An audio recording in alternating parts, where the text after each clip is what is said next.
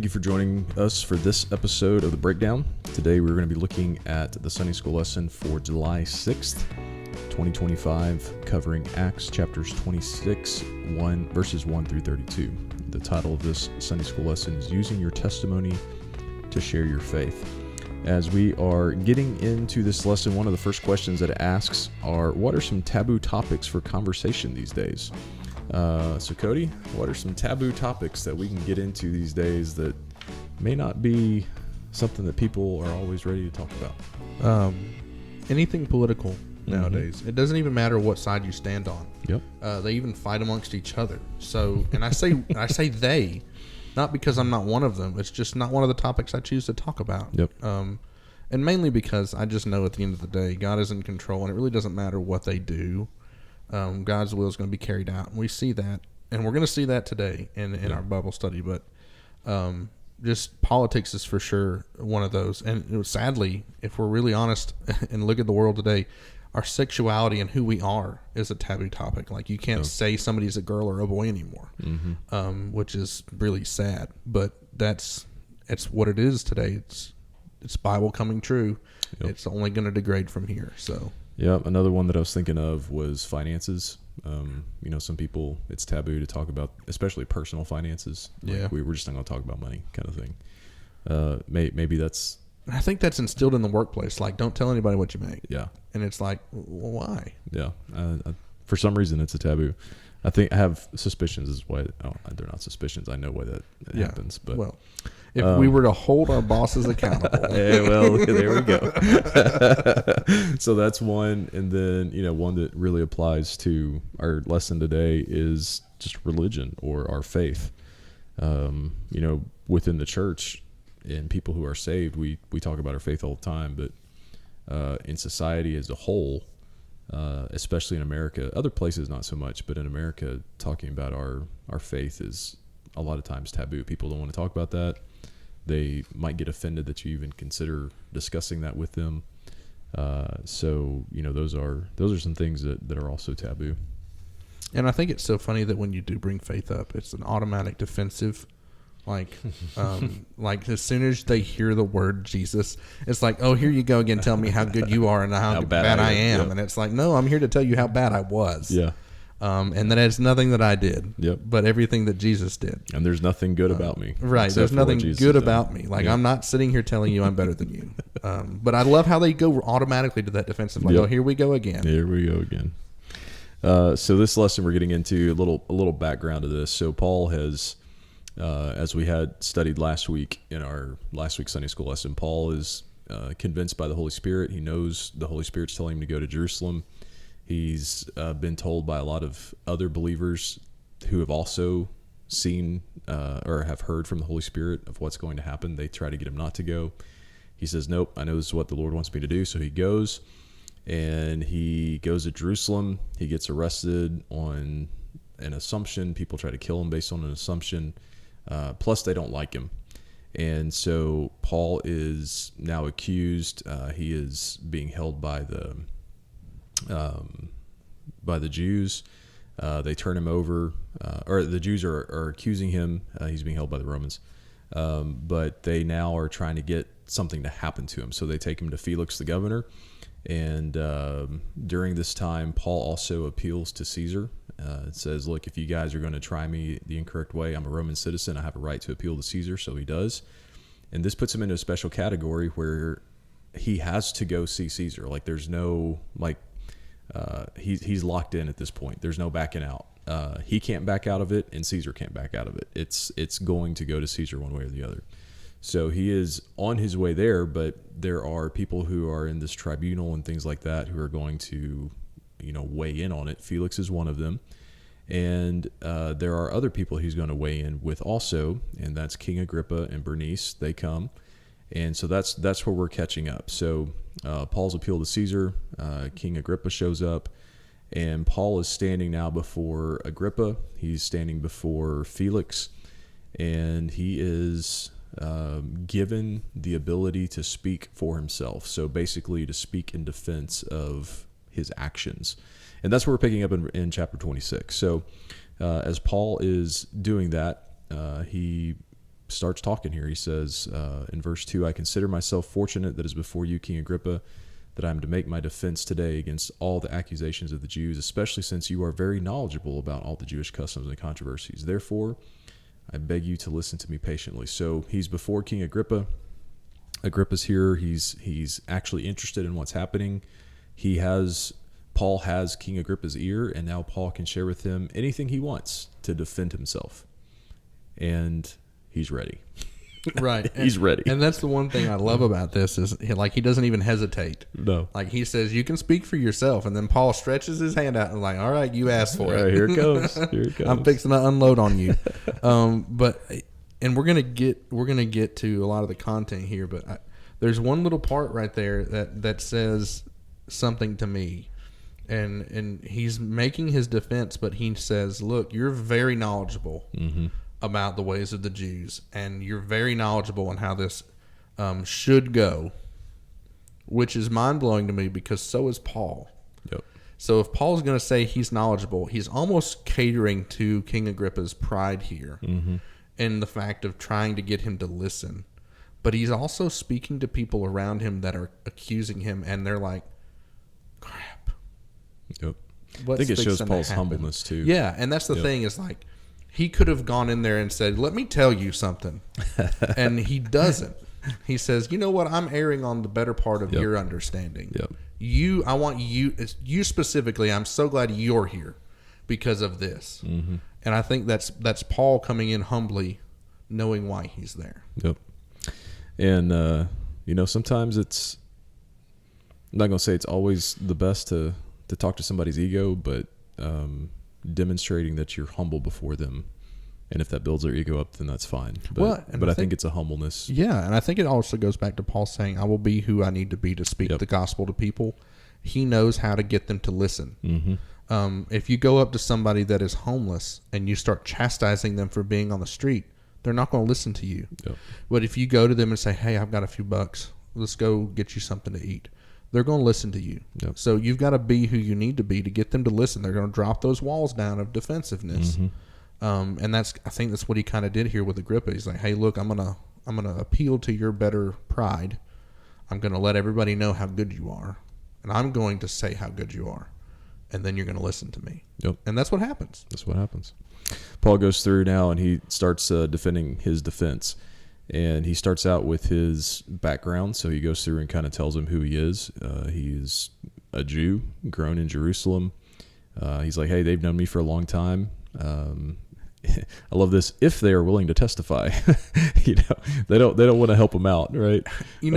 As humble as Paul is here, he's still snarky. He's still snarky with those little backhanded comments that he does everywhere. I love it. If they're willing to come out here and calls him to the carpet. I love it.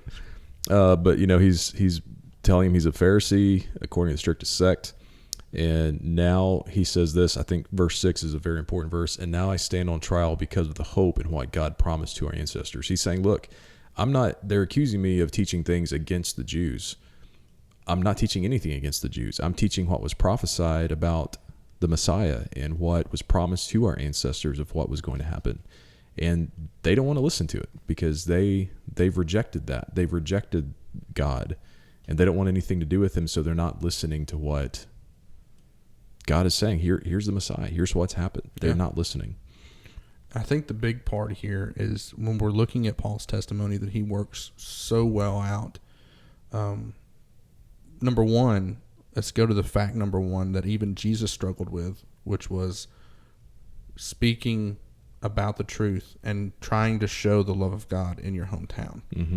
Even Paul says it here, like, these people have watched me grow up. They know exactly who I am. They know I was a keeper of the law. They know I was killing people that were following Jesus. They know I was after him. Yet now I believe that he was truly who he said he was. He's like, I'm no different than any of y'all. I'm just changed through Jesus. And that's what really speaks to me here is his testimony. As it starts out, he's laying it out like, I am no different than anybody in this room. Like, I was a believer just like everybody here. The only difference is now I believe this. Yeah. What I think is interesting too is the last half of this section. This is called a pericope, but the last part of this section, Paul, he's standing before the king, And he's basically saying, look, I used to be just like all of these Jews who did not believe in the resurrection, because it says that in verse 8, why do you need to consider it incredible that God raises the dead? He's God. He can do whatever he wants. But he says, look, I was just like them, oppressing people who spoke in Jesus' name. In fact, I was locking up the Christians, and was in complete agreement when they were put to death. That brings back the picture of Stephen, and I'm sure several others. Yeah. And so all of these things that, in reality could have technically been, because they stoned Stephen without a trial or anything like that. Paul is probably guilty of murder in all reality, but he's saying, look, I was just like everybody else. All these other people are guilty of murder too, but I'm the one standing here because I'm speaking against it, right? Because I've become a believer. I believe in Jesus I've come out and Christ. said how bad I was and how bad y'all turds are. And I'm the one here. And now right? you're putting me here. And he says, look, and I was so angry at the Christians that I pursued them even to foreign cities. He's on the road to Damascus, and that's when Jesus comes to him. He's trying to do what the Jews in authority are telling him to do. Yep. Saying, look, I was one of you guys. Verse 12, he talks about his conversion account when Jesus comes to him on the road to Damascus. And he says, I saw a light from heaven. This is verse 13. Shining around me, those traveling with me, we all fell to the ground. I heard a voice in Aramaic saying, Saul, Saul, why are you persecuting me? It is hard for you to kick against the goad. I asked, who are you, Lord? And the Lord replied, I am Jesus, the one you are persecuting. But get up and stand on your feet, for I have appeared to you for this purpose, to appoint you as a servant and a witness of what you have seen and will see of me. I will rescue you from your people and from the Gentiles. I am sending you to them to open their eyes so that they may turn from darkness to light and from the power of Satan to God, that they may receive forgiveness of sins and share among those who are sanctified by faith in me. So Paul right here just gives him his testimony, right? He's told him who he used to be. He's told him his conversion experience, who he is to become, and how that happened. And I love here too, he presents the gospel right here in verse 18, to open their eyes, they may turn from darkness. And I love this part, that they may receive forgiveness of sins and share among those who are sanctified by faith. Yes. And in who? In Jesus. Right. And that's the whole key here, is the fact that he is laying this out and specifically pointing to Jesus. Mm-hmm. Like, had he not pointed to Jesus, this wouldn't be in the book. Yep. Because they would have let him go immediately. The only problem that they had with Paul was the fact that he was pointing to Jesus. Yep. That was the only problem they had. And the fact that he's doubling down here and saying, hey, King Agrippa, I know they've said that I'm sitting here pointing about that guy that died, that you guys are so hated, but let me tell you about him. Let me tell you what he did for me personally. And it's just, that is the thing that we underestimate a lot of times in our Christian walk, is we're so worried about bringing Bible verses in front of people and saying, hey, the Bible's going to change your life. And it will. But here's the thing. Without your testimony, they do not see how it applies. Yep. Your testimony is what shows them how it applies. You got in the book, and then there's a change. And they see that change in you and your story. If you never apply it, there will not be a change. Yep. And that is why your testimony is so important, because it shows the application process. And Paul demonstrates that here. Yep. Like, hey, I met the man in person. He spoke to me. And when he spoke to me, I changed. Yep. Verse 19. So then, King Agrippa, I was not disobedient to the heavenly vision. Right. I was like, I did it. So then everything he told me to do, I said yes. Everything he told me to do, I said, you got it. Let's go. And then he goes through and says what happened after his conversion. I wasn't disobedient, so I went and obeyed what I was supposed to do. So he preached to Damascus first, then to Jerusalem, then to Judea, then to the Gentiles. I find that interesting that it's mirroring Matthew 28. Where he's the at. Great Commission. Right? Where he's going and where he could be. Yep. And, this is kind of a side note, but we're called to do the same thing. We're to preach here. We're to preach in the regions around us, the states around us, and to the rest of the world. Our job as a church is not just to do church here and not just to witness here. Our job as a church to do, yes, that here, but also the other places. Right. Now, And I would caution also, not just the other places, but also here. Yes. Because some churches forget that their front porch is just as important. Yep. And we got to do both. We have to complete all of the Great Commission. So he's testifying to that. He's done all of that. And he says, look, in verse 23, or 22, to this day I have had help from God, and I stand and testify to both small and great, saying nothing other than what the prophets and Moses said would take place, that the Messiah would suffer, and that as the first to rise from the dead, he would proclaim light to our people and to the Gentiles. So he's saying, look, I'm accused of this. I'm accused of speaking against the Jews. Here's the thing. I'm not doing anything that Moses didn't already tell us was going to happen. I'm proclaiming that what Moses and the prophets said would happen has already happened. And see, that is another backhanded comment from Paul. Oh, yeah. Like, he knows the law so well that he's like, hey, all of you that are sitting here saying that this is all blasphemy, let me remind you that Moses, the person that you celebrate so much, has already said this is going to happen. You idiots just don't read it.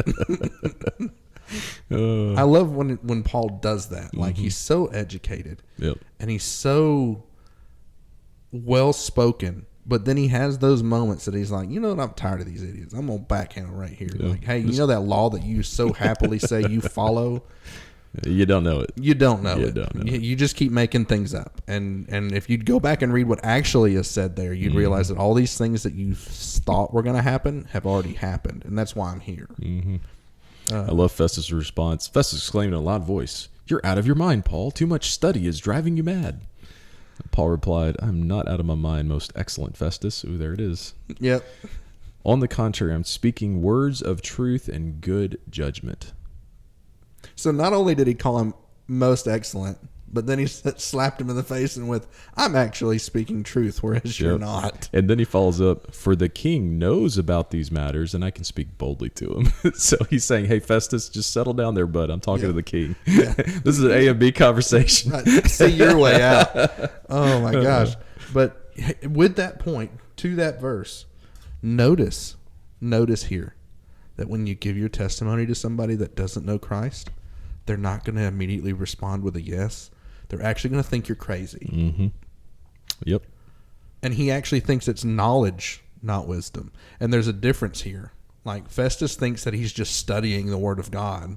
Yeah. And the funny thing is Festus is one of the guys that's supposed to be doing that. And he's saying, hey, that's too much study. There's a line here, Paul, and I think you're crossing it. You're too educated.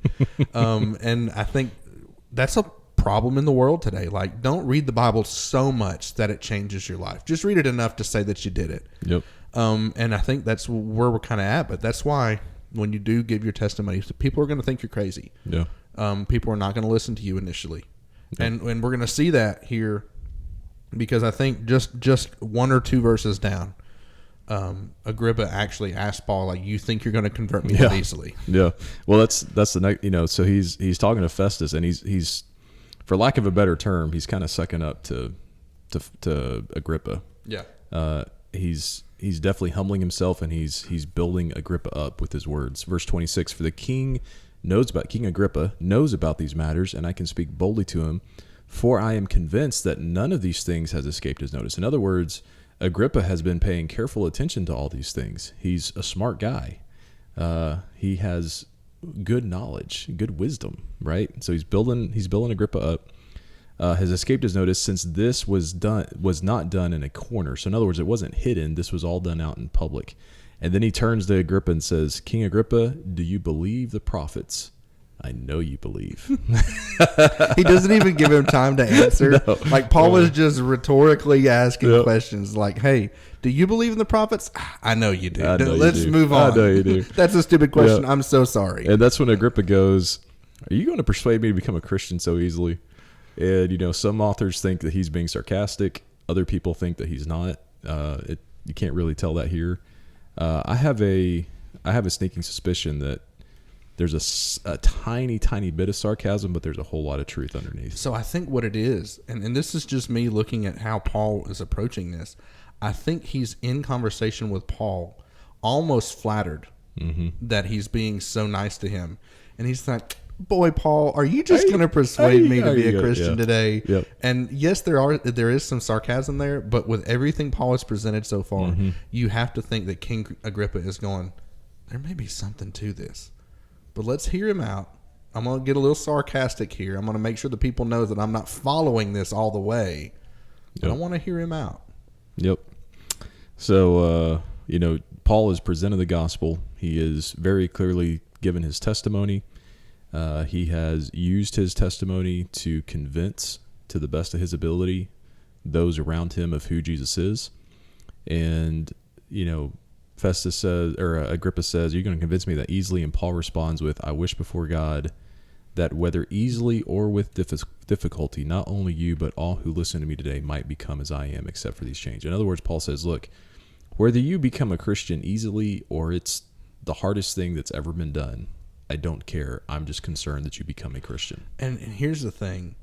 If more Christians had that mentality, we would have a different world today. Like, whether it be easy for me to talk to you and share the Christ, or whether I'm going to take forever and it's going to be hard and I'm going to have to work for this, I'm not stopping until you do.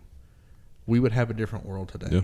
Because the truth be told, most Christians, when they go and share their testimony, if it's not an automatic conversion, they give up and they don't do it again.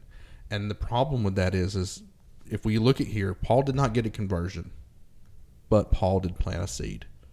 And Paul did what he was supposed to do, put doubt where doubt should have been, for them to realize that Jesus was real. And that's what our job is here. It is not to get conversions. While conversions are the main goal, the conversion is not made by us. It's made by God. Yep. Our job is to go present that information, just like Paul did here. He presented the information. And he's happy with what he gives out, and he clearly says that here. Like, whether it be easy that you convert, or whether it's the most difficult thing I've ever done, all I pray for is that you hear my message. Yep. Except for these chains, he wants to be believers, but he's not hoping that they have chains on them like he does. Right. He wants them to be able to. And I think that free. shows the love of Paul. It does. I want you to convert, but I don't want you to be me. I don't want you to have to suffer. Yeah, there's no hate or He's like, ill will. You've made me suffer. I don't want you to suffer. Yep. I just want you to believe. Yep.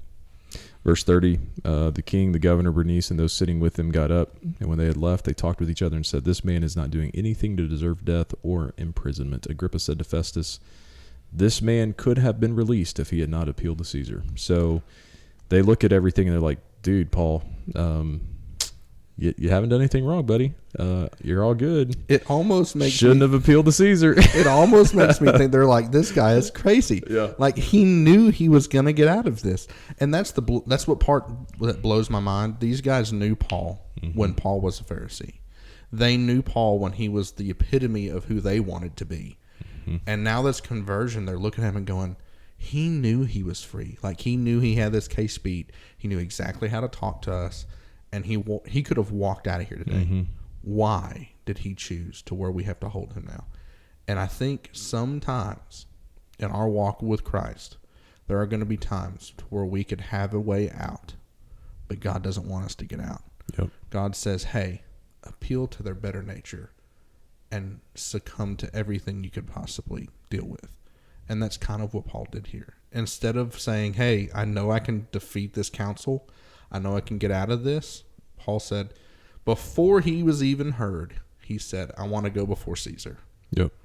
Knowing that he could get out of it, knowing that they were going to acquit him essentially, and he said, "No, I'm gonna make this go all the way up to the top, and they're going to hear my message too." Yeah.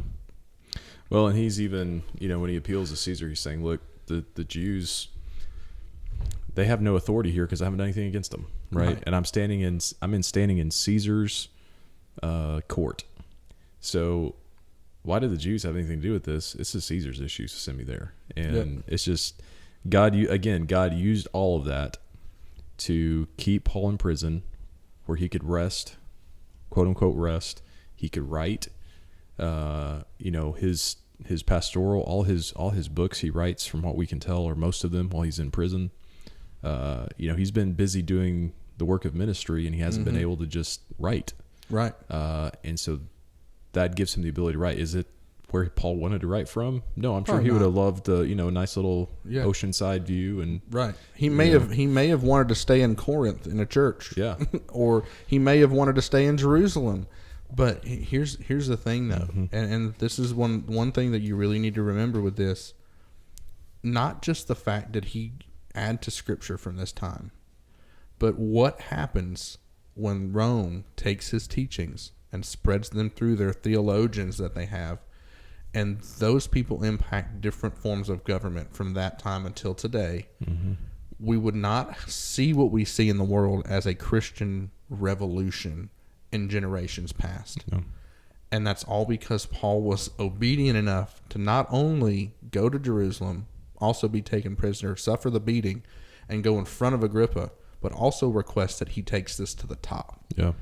I think it's just incredible too to think of, Paul was impacting the world already because of his ministry and the missionary journeys that he had taken.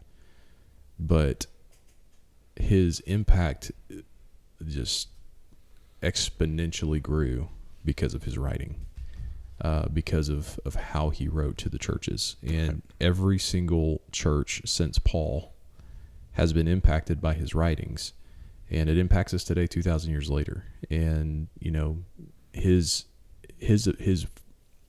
joy in following after God and his obedience, even in the midst of trials, to tell his testimony, to speak to the churches, to disciple those around him, is an incredible testimony to us that even in the midst of our issues, our job on this earth is even bigger than our issues. It's to tell people about Jesus, to see them grow in their faith, to make new disciples that then go and make new disciples. Yep. All of that comes about because Paul is faithful to do what God is telling him to do. And yes, he's suffering for it. He's in prison. He has no control of himself. He's not an authority of himself anymore. But he is enough in control and enough in authority of himself to still make disciples along the way. And let's be real here. It's not people outside of the belief system. Like, they're not going out of the church to people that don't believe at all. He's dealing with the people that believe first. He's dealing with people that have studied the law. And that goes for the church. The church should be unified first among each other, and then bring the message out to other people that don't know, because unification is the only way for people to listen.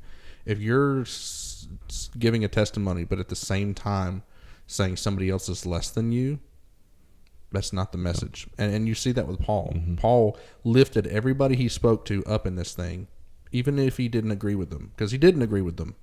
But he made them sound good, and he made them feel good, because he knew that's how they were going to listen. Yeah, I think kind of a final thought for me on this is, we're told to share our testimony. We need to follow Paul's example and share our testimony. But our job is to impact the world for Christ. And part of that is making disciples that make disciples that make disciples that make disciples.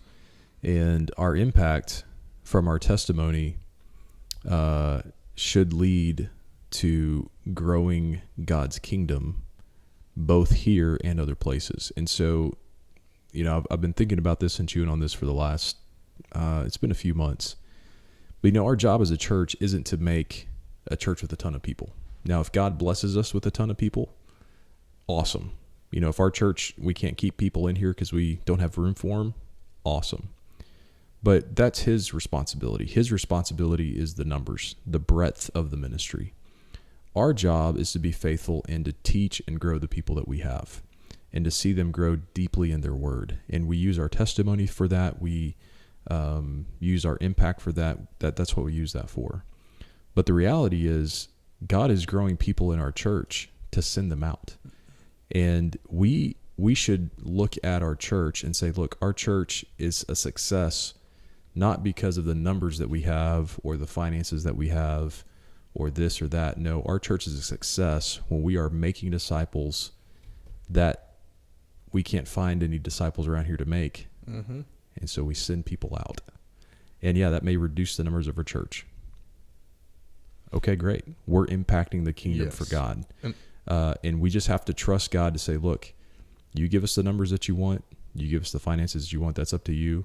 But we're going to be faithful to grow people in your word, to see them become mature believers, so that they can use their testimony and maybe go to the nations, maybe go to the capital city, maybe go to the governors and share their testimony of what God has done and impact the kingdom.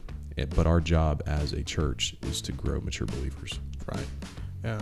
And I think that's really just kind of where it needs to hang out. I think that's what Paul's doing here. So anyway, that's all I got. Do you have anything else you want to add? No. Well, thank y'all for joining us for this episode of The Breakdown. We look forward to seeing you next week. Have a wonderful week in God's Word.